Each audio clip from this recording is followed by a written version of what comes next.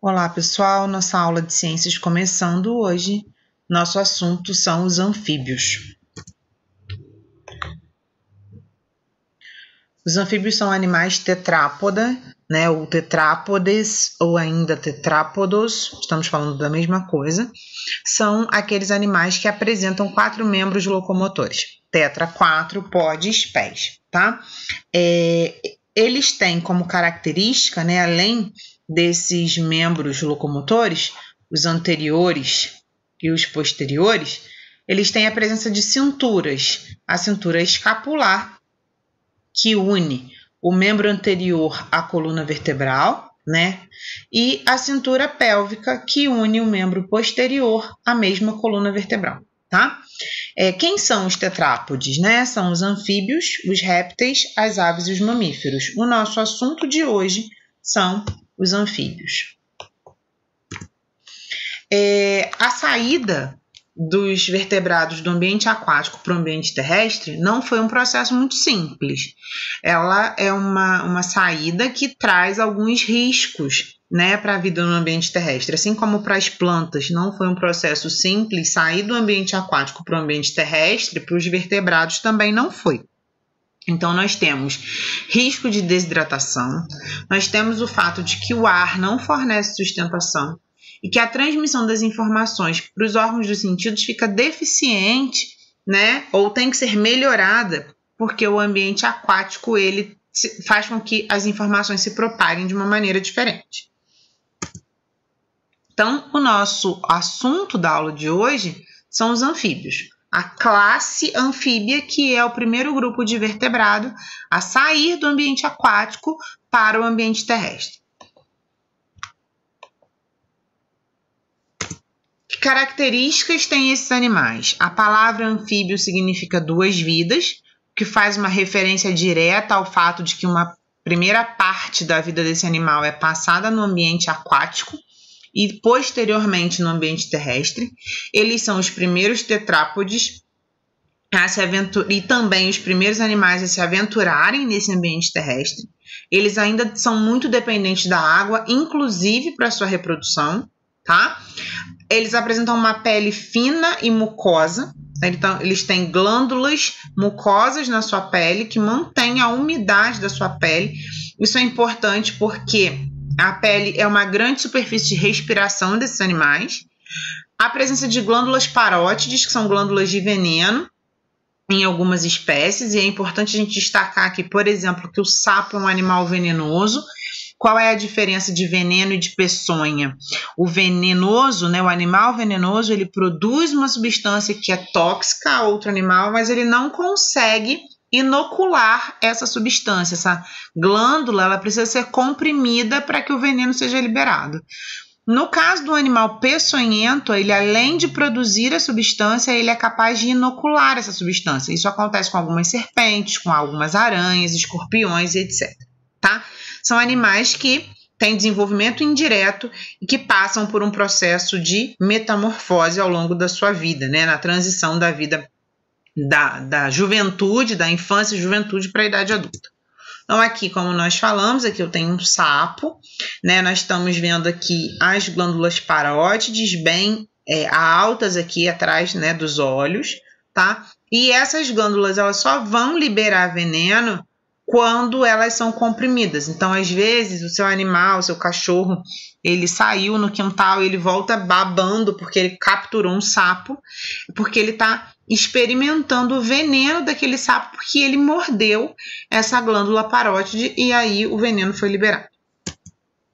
Aqui a gente observa, né, um detalhe da boca aberta desse animal. Então, a gente tem as coanas aqui, tá? Alguns dentes e a língua, que diferente da nossa, ela é presa na parte de trás, então o animal consegue projetar essa língua e com essa língua ele captura o seu alimento.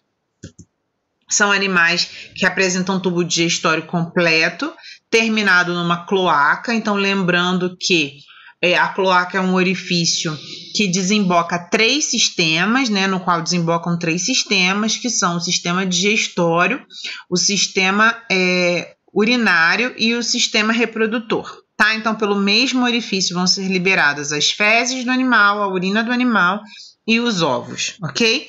São animais carnívoros, apresentam respiração pulmonar, mas esse pulmão ele ainda tem pouca superfície para troca gasosa, né? Então, a respiração pela pele, que é a respiração cutânea, ela é muito importante no anfíbio adulto, tá? E a respiração das larvas que vivem no ambiente aquático é uma respiração branquial, que é típica desse ambiente, né? O coração desses animais tem 3 cavidades, 2 átrios e 1 ventrículo. Porém, ocorre mistura de sangue, né? O sangue venoso do sangue arterial. Por essa razão, a gente diz que a circulação é dupla, porque o sangue passa 2 vezes pelo coração, mas ela é incompleta porque ocorre mistura de sangue. Então, observa aqui, ó, né? Nos peixes, a circulação era simples, o sangue só passava uma vez, aqui ele passa 2. O que está em azul, sangue rico em gás carbônico, o que está em vermelho, sangue rico em oxigênio, ok? Mas quando eles chegam no ventrículo, ocorre mistura desse sangue. Então, essa circulação ela é dupla, porque o sangue passa 2 vezes pelo coração a cada ciclo, porém ela é incompleta, porque ocorre mistura do sangue venoso com o sangue arterial. São animais ectotérmicos, ou seja, eles não são capazes de controlar sua temperatura corporal. A temperatura varia de acordo com o meio. Aqui, nessa imagem, nós estamos vendo uma rã de vidro. Ela tem uma pele tão fina que nós somos capazes de observar, né, os órgãos internos desse animal, tá? A reprodução dos anfíbios é uma reprodução sexuada, com fecundação externa. Então, o encontro dos gametas acontece no ambiente e tem um desenvolvimento indireto. Uma coisa que eu quero chamar a atenção de vocês é que, embora a gente tenha uma fecundação externa, essa fecundação ela é um pouco mais controlada do que aquela que nós vimos com os peixes, né? Então, eu tenho aqui um casal, tá? Ocorre um abraço, que a gente chama de amplexo nupcial, depois eu vou mostrar uma foto para vocês. Então, o sapo macho, ele estimula a fêmea com esse abraço, ela libera os seus gametas e ele libera sobre os gametas da fêmea os seus gametas, tá certo? Os seus espermatozoides. Então, a fêmea libera os óvulos, o macho libera os espermatozoides logo em seguida. Então, ocorreu a fecundação, a gente tem a formação do ovo, desse ovo sai uma larva, que é o girino. Esse girino, ele vai sofrendo metamorfose, observa que a gente tem aqui, ó, primeiro uma cabeça bem grande e uma cauda. Aqui a gente já começa a ter uma regressão da cauda e um início de um membro posterior. Aqui a gente vê esse membro posterior já maior, a cauda menor. Aqui também a gente já tem o início do membro anterior, até que haja uma regressão completa da cauda e aí a gente tem os 4 membros locomotores, tá?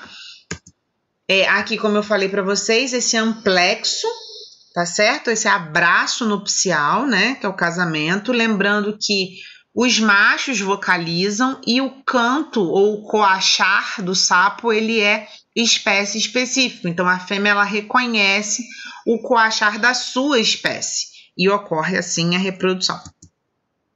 Os anfíbios, eles são classificados atualmente em 3 ordens, né? A ordem Anura, A é prefixo de negação, não, Ourá, cauda. Então, Anura é o anfíbio sem cauda, tá? Quem são? São os sapos, as rãs e as pererecas. Nós temos a segunda ordem, que é a ordem Urodela, né, ou caudata. Aqui o ourá da cauda, né, a cauda está presente. É o caso das salamandras, né? Aqui a gente tem o axolote, que é uma salamandra típica do México, em que ela conserva as suas brânquias, olha, quando adulto, tá? E por último, a gente tem aqui as cecílias ou cobras cegas, que pertencem à ordem dos gimnofionos. Gimno, nu, fiono, ofídio, cobra, tá? Cobra nua, por conta da falta de escamas, que é característica dos répteis, ok?